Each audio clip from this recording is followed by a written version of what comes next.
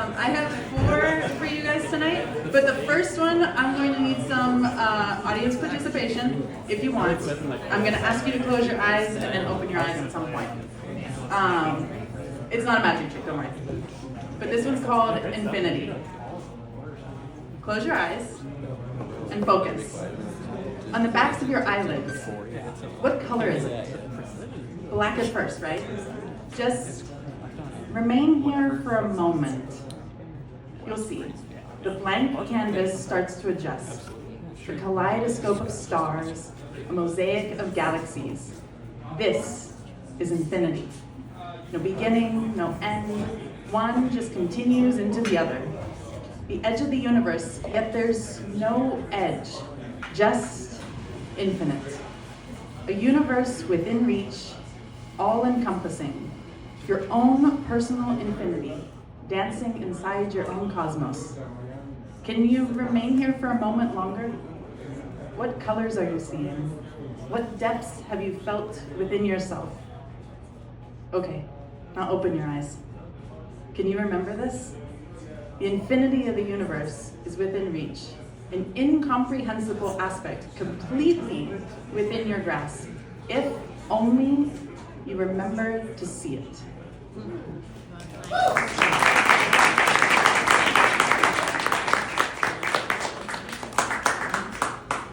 This next one is a response to something going around in the poetry community. This poet, Janae Cecilia, wrote a letter to her younger self, taking her younger self out for coffee. So this one's called Coffee. I got coffee with my younger self, except I didn't. It was tea. We met at a tea shop, plants dancing across the window, sun streaming through the raindrops. We shared a pot of tea, oolong or puree or something else that caught our fancy. Nothing absolutely needed to be said, but we talked about the books we were reading, something we were studying, some activity we had tried, whatever had sparked our eyes, whatever caught our fancy. I listened, she talked. She was too excited about something. She sparked and sparked, soaring into that infinite, never once imagining she would fall, naive and optimistic, loving and free. We were next to each other, side by side, jabbering away, leaning into one another. I put my head on her shoulder, arms around her waist, kissed her cheek. She was used to holding up the world. I wouldn't ask her to crumble, but I would show her that we had learned to sit and be. It's also a form of freedom. Her smile was captivating, and I told her so. I told her that one day she would lose it, but the process of refining it, that was a joy so deep. Because of it, we stand taller and more confident. She'd forget who she was, but aren't we always changing? Absolutely, my love, and don't you ever forget it. We have a fire inside that will burn so brightly and so deep. You will get singed, and you will singe, and you will transform beautifully. We finished the pot of tea. I held her head in my hands, kissed her forehead, deeper than anyone else ever could. Put my forehead to hers, stared deep into her eyes, and she held my gaze. One and the same, flowing into the other.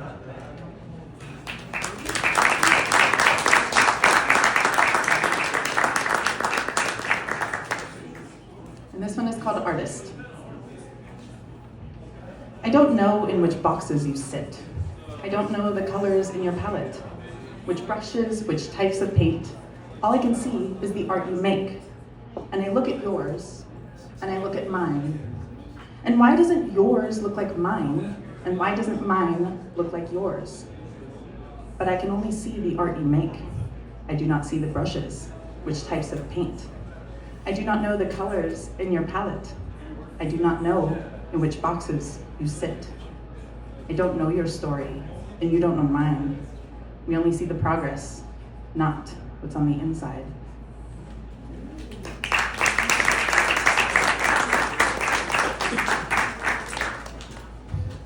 This one is not mine. It's a collaboration with another poet called Chris, the co-creator. And it's called The Art of Swallowing Shame and Spitting Out Gold. You can't own someone who's walked their skin into the ground, who's danced barefoot over their scars until the earth called them a garden. Go ahead, try to chain them with the weight of your approval. They'll uncoil your judgment like rope and use it to swing into their own wildness. Call them a sinner, call them a saint, they'll smile because they've been both. Because they've met their edges in mirrors that cracked just to hold their reflection. Because they've tasted the blood of their wounds and called it wine. You can't tame someone who's kissed their chaos goodnight, who's made love to their fury until it purred beneath their fingertips. Their wild isn't a thing to be caught. It is a fire that dances in storms and laughs in the rain. You want to shame them? Fine. They'll take your shame like a gift, unwrap it slowly, pull the ribbon between their teeth and hang it on their wall, a trophy of their resilience. You want to break them? Go ahead and try. Their bones are rivers, their veins are branches, their heart a wolf that's howled into the moon long before you even learned its name. They don't fear breaking because they were born from the shards of stars and built their body from the ruins of everything that tried to silence them. You cannot humiliate someone who's kissed the lips of their shadows and tasted their own darkness like honey. They don't hide from the ache, they undress it, trace its curves, whisper its name until it comes undone in their arms. This is not a warning.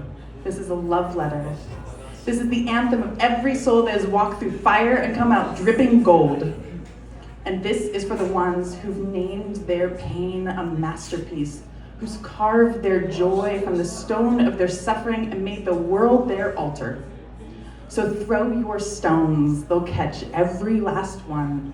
Write their story in your doubt and build a cathedral at your feet. A place for the broken, a place for the brave, a place for the ones who've learned that shame is just the shadow of light waiting to be seen.